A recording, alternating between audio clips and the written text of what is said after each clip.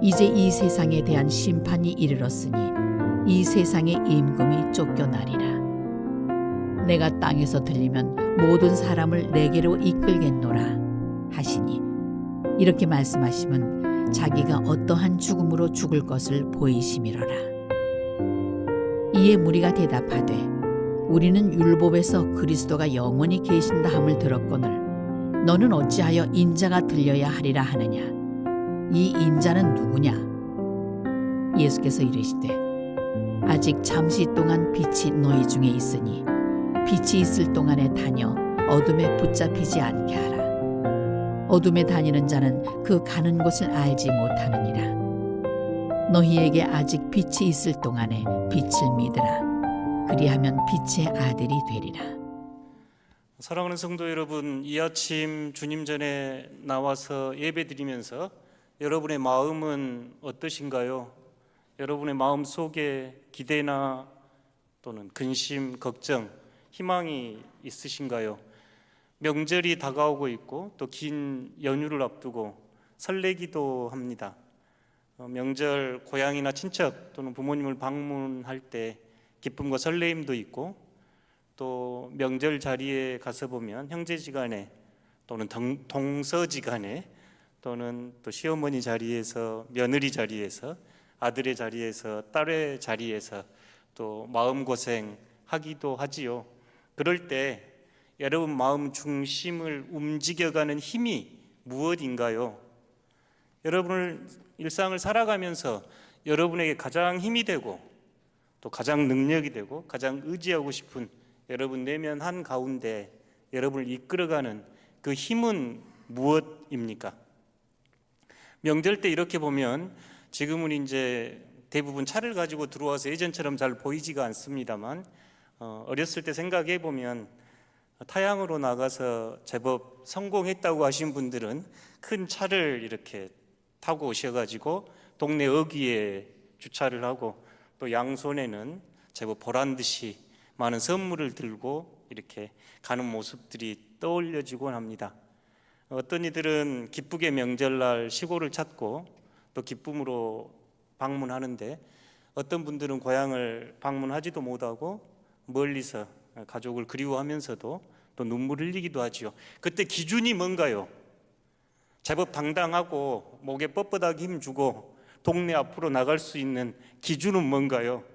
무엇 때문에 어떤 이들은 고향 앞을 머리 숙여서 아니 방문하지도 못하고, 또 어떤 이들은 당당하게 보란듯이 이렇게 걸어갈 수 있을까요? 그 기준은 여러분 뭐라고 생각하십니까? 말씀하지 않아도 떠오르는 것들 몇 가지 있겠지요. 흔히 성공했다, 아니면 돈을 많이 벌었다, 아니면 높은 자리에 올랐다, 내 이름 프랑카드라도 걸었다, 여러 가지 있겠지요. 그러면 당당하고 떳떳하게 동네 앞을 지나가겠지만, 왠지 자신을 드러내지 못하고 실패한 사람처럼 수치심과 두려움으로 동네를 나타나지도 못하는 분들도 계시지요. 여러분의 기준은 뭔가요? 오늘 복음의 질문은 예수님의 기준입니다. 그러니까 우리가 사회에서 성공, 명예, 물질 이 기준으로 얼마든지 이야기할 수 있고 또 동의할 수 있습니다. 그렇다면 예수님의 기준은 뭘까요? 그러니까 저희가 예수님 앞에 섰을 때, 예수님 앞에 나아올 때, 그래도 예수님께서 기뻐하시는 기준, 중심이 무엇인지를 아는 건 매우 중요하겠지요. 예수님은 예루살렘을 호산나 다윗의 자손이여 외치는 소리와 함께 겉옷을 벗고 종려가지를 흔들며 환성을 받으면서 예루살렘 성으로 입성했습니다. 왕의 행차처럼 그들은 맞이했고, 자신의 경제적인, 정치적인, 종교적인 이유로 인해서 그들은 덜떠 있었고 예수님을 맞이했지요. 그런데 그 뒤에 펼쳐가시는 예수님의 말씀은 그 무리들의, 그 군중들의 기대와는 상당히 거리가 멉니다. 나귀를 타고 오신 겸손한 그분께서는 한 알의 밀이 땅에 떨어져 죽으면 많은 열매를 맺는다 하셨고, 아버지, 이 잔 제가 피하고 싶습니다 라고 기도해야 할까요? 아버지, 영광 받아 주십시오 하면서 기도하시면서 오늘 말씀을 펼쳐 가시는데, 예수님이 말씀하시는, 예수님이 가시는 그 십자가의 길, 십자가, 세 가지 의미를 오늘 저희에게 들려줍니다. 교회 안에서, 교회 밖에서 그리스도인들에게 가장 중요한 상징과 고백이 십자가이지요. 그 이유는 예수님께서 십자가에 달리셨기 때문입니다. 십자가의 은혜를 찬양하고, 십자가는 저희들의 찬양과 신앙 고백의 늘 중심에 있죠. 그럴 때 십자가는 어떤 의미가 담겨 있을까요? 오늘 31절에서 36절은 이 세 가지 주제가 예수님을 통해서 우리에게 들려줍니다. 첫 번째, 십자가는 심판입니다. 두 번째, 십자가는 이끌림입니다. 아주 강한 이끌림. 세 번째, 십자가는 변화입니다. 오늘 이 세 가지를 예수님께서 말씀해 줍니다. 저희 교회 이 본당 십자가가 굉장히 아름다운 십자가인데 큰 스크린이 가리고 있어서 여러분도 좀 안타깝죠. 마치 오늘 우리들의 신앙생활과 비슷한 거 아닌가. 물론 이 스크린이 도움이 됩니다. 실용적이기도 하고 우리에게 편리함도 제공합니다만 마치 십자가를 가려버린 것처럼 우리의 신앙생활 또한 편리함, 여러 가지 이유로 십자가를 가려버리고 살아가는 것 아닌가 하는 묵상을 하게 됩니다. 오늘 예수님께서 말씀하시는 십자가 의미 세 가지, 심판, 이끌림, 그리고 변화로의 초대, 이 세 가지를 가슴에 품고 오늘 말씀 묵상해 보시기 바랍니다. 첫 번째 31절에서 하시는 예수님의 말씀 함께 읽어보겠습니다. 이제 이 세상에 대한 심판이 이르렀으니 이 세상의 임금이 쫓겨나리라. 아멘.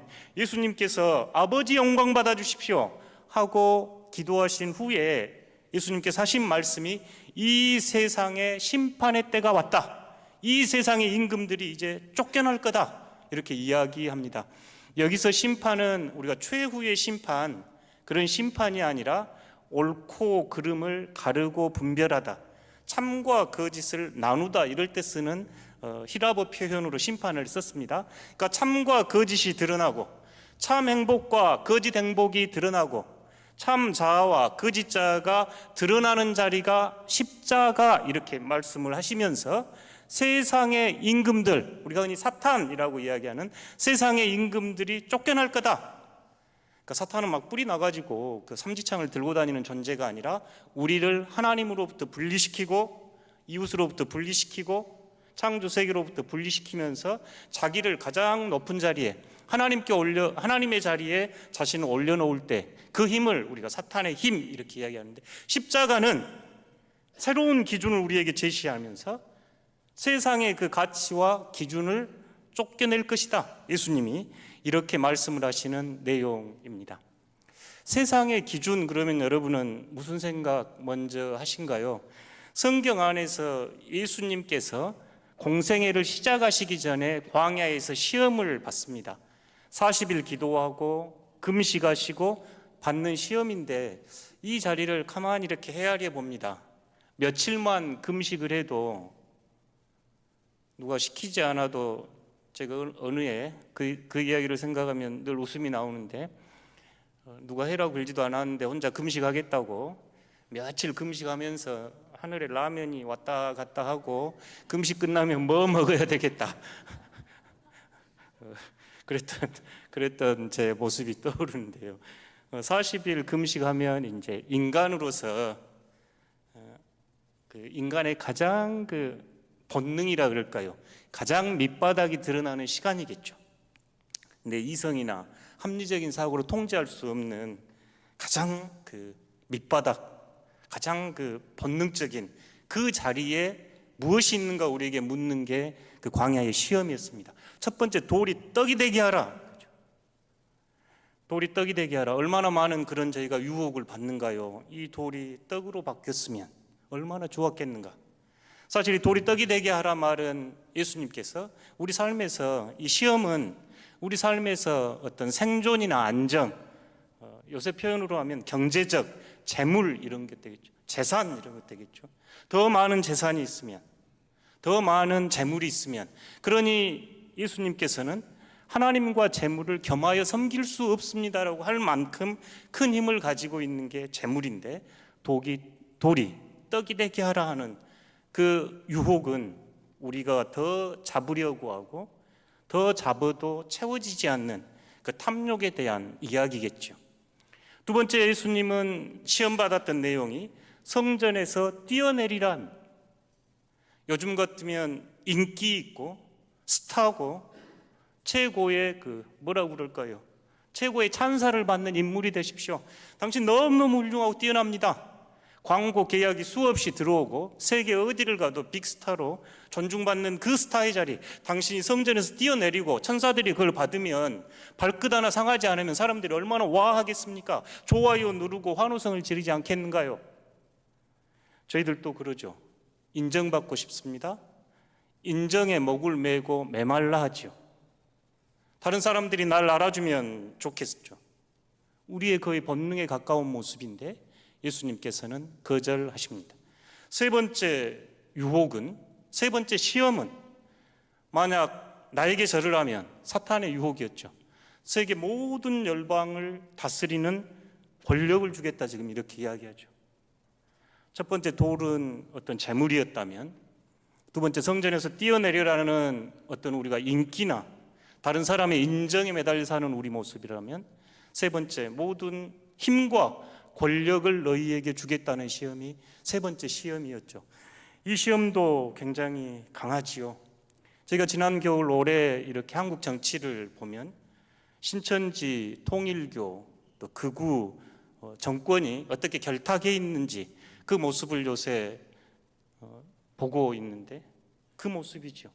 자신의 권력을 더 가지고 싶고 자신의 힘을 더 연장시키고 싶고, 그러기 위해서 자신들이 함께 손을 잡는 모습, 성경에서는 바벨탑의 상징입니다. 세상의 가치, 세상의 기준이죠. 여러분이 동네 들어갈 때 목에 힘 주고 딱 뒤로 좀 제껴 가면서 갈 수 있으면 재물도 많고 높은 지위에도 있고 모든 사람들이 가면 오셨느냐고 이렇게 박수해 주면 좋겠죠. 이거 필요 없다는 이야기 아닙니다. 저희 그리스도인들이 그것을 대할 때 최선을 다한 삶의 선물로 받아야죠.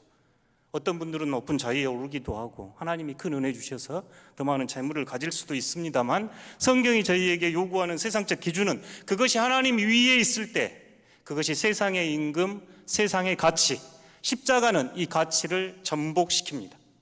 십자가는 세상의 물질이나 명예나 권력이 기준이 아니다라고 선언하는 지점이 십자가입니다. 명절에 가족이나 친척들 동네 방문하시면서 세상의 가치관이 여전히 우리를 심판하려 하죠. 재산이 얼마나 되는지, 자녀들이 성공했는지, 사회적 지위로 줄 세우려 합니다. 그럴 때 십자가를 가슴에 품고 떠올려 보실 수 있겠는가요? 세상의 가치는 그럴지라도 신앙의 가치는 십자가에 있음을 기억하여 주십시오. 그러면 십자가는 어떤 가치를 우리에게 보여준가요? 그 말씀이 32절입니다. 함께 읽어보겠습니다. 내가 땅에서 들리면 모든 사람을 내게로 이끌겠노라 하시니, 내가 땅에서 들리면 모든 사람이 내게로 이끌겠노라. 두 가지 단어가 매우 중요한데, 땅에서 들리면입니다. 요 들리다 이 말은 예수님이 그대로 십자가에 못 박히실 때 들려서 못 박히는 거죠. 그래서 33절에 이는 예수께서 어떻게 죽을 것인가에 대해서 말하는 것이다 이렇게 말합니다. 십자가에 매달려 들려 있는 거죠. 똑같은 단어가 예수님의, 우리가 이제 신학에서 승귀 이러는데, 하나님의 보좌 우편에 앉으셨습니다 그럴 때 예수님이 올라가시는 모습을 요 들리다 똑같은 단어로 씁니다. 그래서 요한은 예수님의 십자가가 영광의 보좌가 됩니다.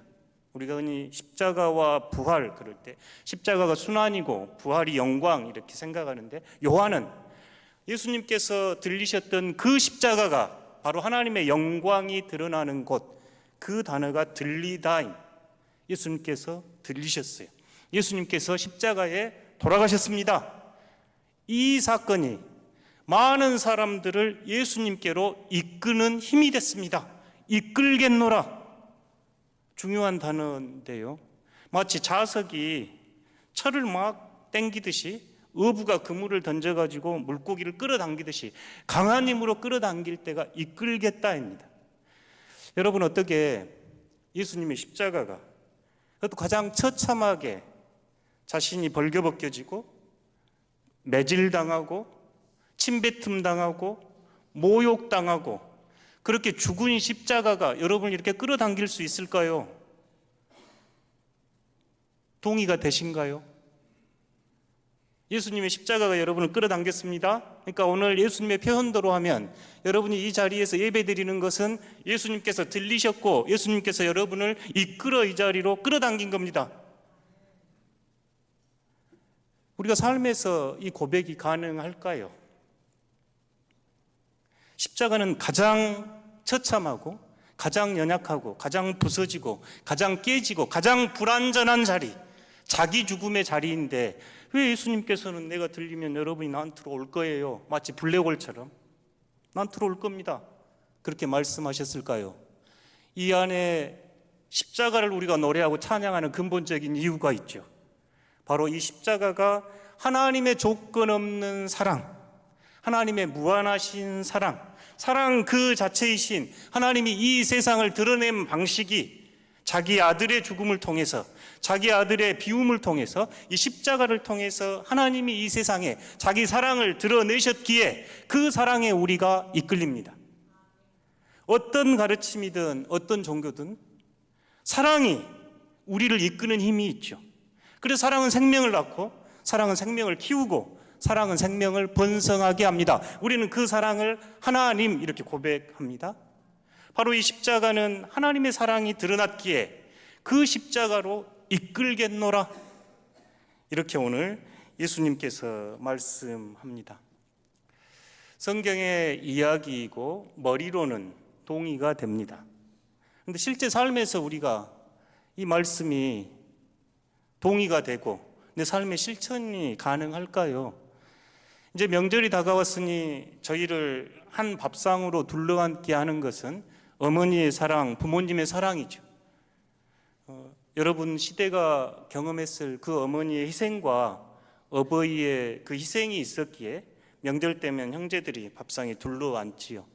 그래서 부모님이 돌아가시면 자연스럽게 형제들이 그때 새로운 가족이 생기기도 합니다만 그런 모이는 자리가 있을 때하고 다르지요. 그 자리는 철저하게 어머니의 희생과 어머니의 눈물과 사랑이 있기에 가족이라고 이렇게 둘러앉아지지요. 공동체를 생각해 봐도 그렇습니다. 공동체를 생각해 봐도 과연 우리가 가장 힘없는 자리, 가장 약한 자리, 가장 보잘것없는 자리, 그 자리가 우리를 중심으로 이끌겠는가? 사도 바울이 고린도전서 12장에서 그리스도의 한 몸, 우리는 여러 지체입니다를 설명하면서 가장 연약하고 보잘것없는 게 귀합니다, 이런 표현을 쓰는데 이 모습이 꼭 그렇게 보여집니다.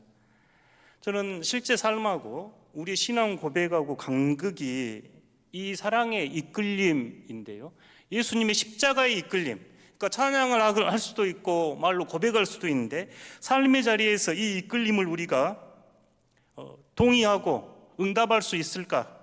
큰 도전이라 여겨집니다. 헨리 나우엔이 하버드대 종신교수직을 버리고 부름받은 곳이 토론토 북쪽에 있는 리치몬드 힐이라고 하는 곳에 있는 장애인 공동체였습니다. 그곳에서 그가 했던 일은 아담이라고 하는 정신지체 장애인을 돌보는 일이었습니다. 아담은 말을 하지도 못했고 스스로 몸을 움직이지 못했습니다. 그러니까 옆에 사람이 옷을 입혀줘야 했고, 헨리 나우엔이 아침에 일어나면 저 아담에게 옷을 입히고 양치질을 하고 일터로, 그러니까 일터나 공동체로 데려다 주는데 2-3시간 걸렸다고 그래요. 그 일을 한 겁니다. 그런데 아담이 96년에 돌아가셨어요. 30여 년의 짧은 생을 마감했을 때 헨리는 이 아담의 삶을 예수님의 삶에 비추어서 묵상하면서 책을 한 권 썼고 그의 그 장례식 설교문도 이 책에 담았습니다. 그는 아담을 향해서 나에게 오신 가장 위대한 신학 스승, 나에게 오신 예수님이라 고백하면서 정신지체 장애인 아담을 통해 하나님의 사랑이 우리에게 드러났다고 이 아담을 기억합니다. 헨리 나우엔은 96년 9월에 죽어서 데이브레이크는 예배당을 새로 지으면서 예배당 이름을 아담 나우엔 채플 이렇게 이름을 붙여놨습니다. 그러니까 둘 사이의 우정, 헨리 나우엔의 고백을 그 예배당에 붙여놓았는데요. 그가 그 아담의 장례식에서 했던 이야기는 아담은 진정한 스승이요 진정한 치유자였습니다. 그의 치유는 대부분 상처를 인식할 수 없는 사람들을 향해 평안과 용기와 기쁨과 자유를 선포하는 내적인 자유였습니다. 그리고 이제 아담의 눈으로 우리에게 이렇게 이야기를 합니다. 두려워하지 마십시오. 당신의 고통으로부터 그렇게 달아날 필요가 없습니다. 나를 바라보십시오. 내게 가까이 오십시오. 그러면 당신도 나처럼 하나님의 사랑받는 자녀임을 알게 될 겁니다. 그러니까 이 이야기는 나우엔이 아담의 입장에서 저희들을 향해서 하는 이야기입니다. 너무 두려워하지 마십시오. 너무 불안해하지 마십시오. 그냥 나에게 오십시오. 저 자신이 하나님께 있는 그대로 사랑받는 것처럼 여러분 또한 사랑받는 자이니 두려워할 필요 없습니다. 이 이야기를 통해서 저희는 지금도 가장 약하고 가장 상처받기 쉬운 사람들을 통해서 예수님이 우리와 함께 하고 싶어 하신다는 것을 깨달아야 합니다. 예수님이 계신 곳은 가장 낮은 곳, 가장 약한 곳, 가장 깨진 곳이라고 저희가 고백하면서 응답할 수 있을까요? 마태복음 25장의 최후의 심판 이야기를 예수님께서 하시면서 의인과 악인, 양과 염소를 나누는 기준은 하나였습니다. 그 기준은 뭐였는가요? 예수 잘 믿고 봉사 잘하고 이웃들 잘 섬기고 이런 내용이었던가요? 아니었습니다. 헐벗고 옥에 갇히고 병들고 목마르고 가난하고 천한 그들에게 한 것이 나에게 한 것이다 하신 예수님의 말씀입니다. 예수님의 기준은 하나였습니다. 가장 보잘것없는 자, 가장 깨진 자, 가장 울고 있는 자에게 해준 것이 나에게 해준 것이라며 최후 심판의 기준선을 그렇게 정하셨습니다. 사랑하는 성도 여러분, 저희가 이 예수님의 가르침의 시선으로 헨리가 아담을 보았을 때 그 시선으로 세상을 바라볼 수 있을까요?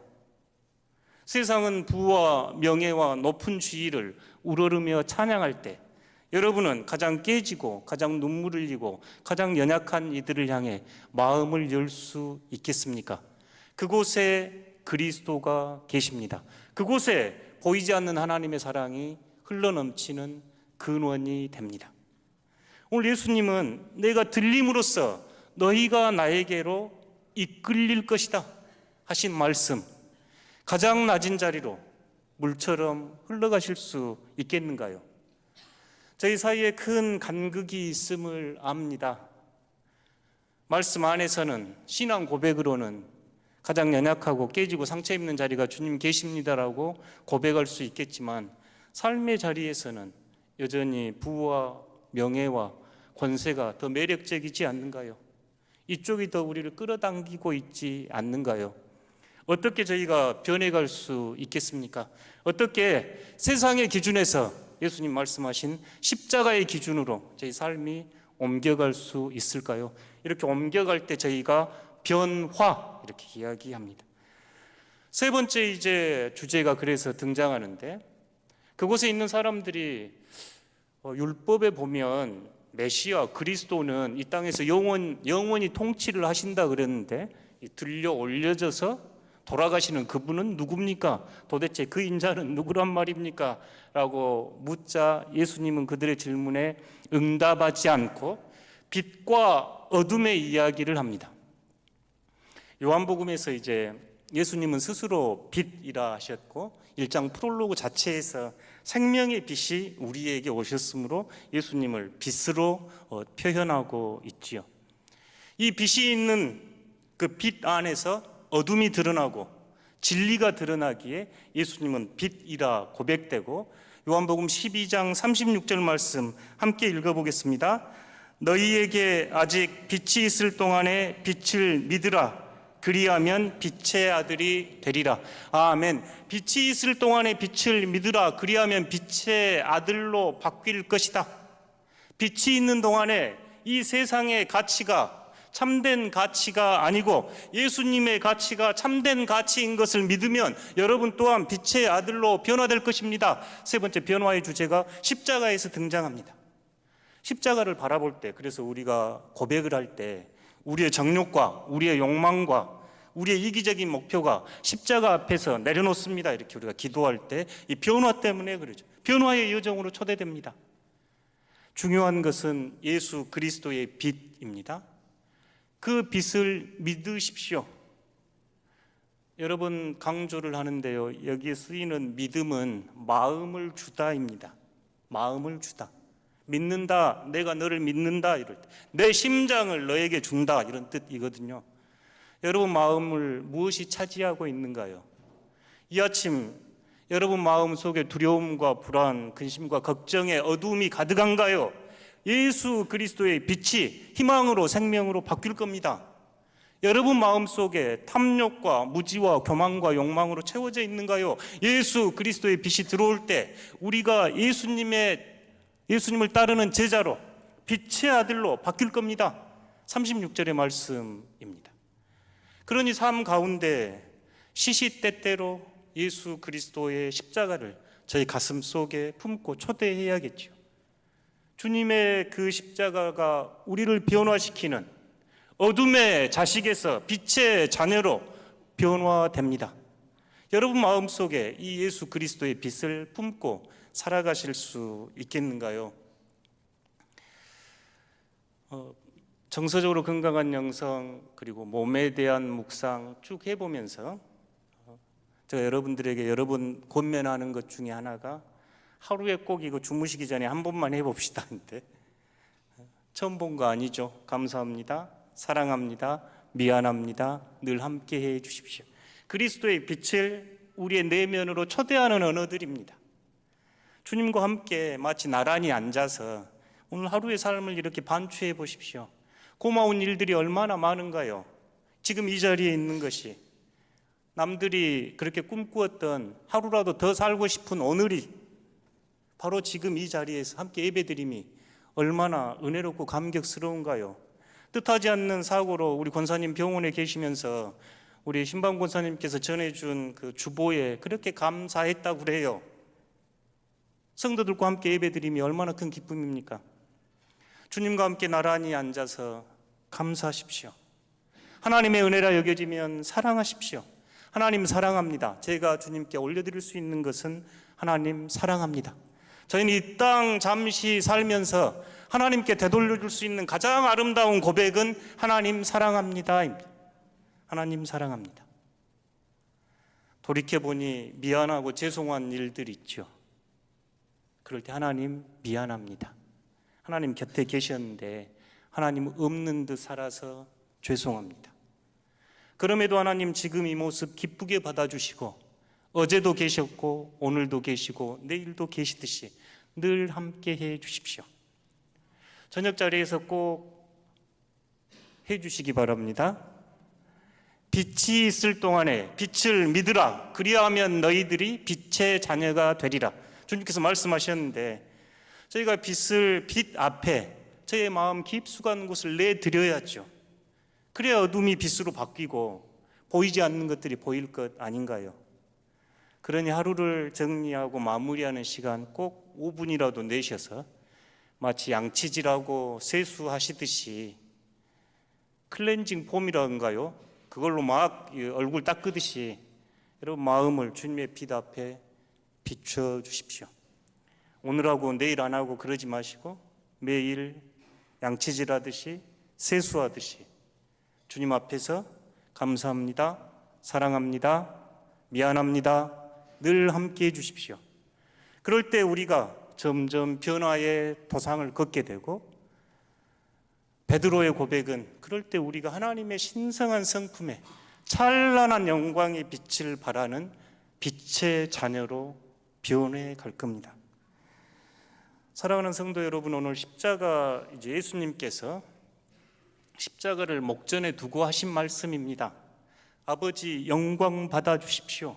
그러면서 하신 말씀이 이 십자가, 세상을 심판하는 십자가, 세상의 가치를 쫓아낼 십자가라 말씀하시면서 새로운 가치가 등장하는데 그 십자가에 드러난 새로운 가치가 사람들을 이끌 겁니다.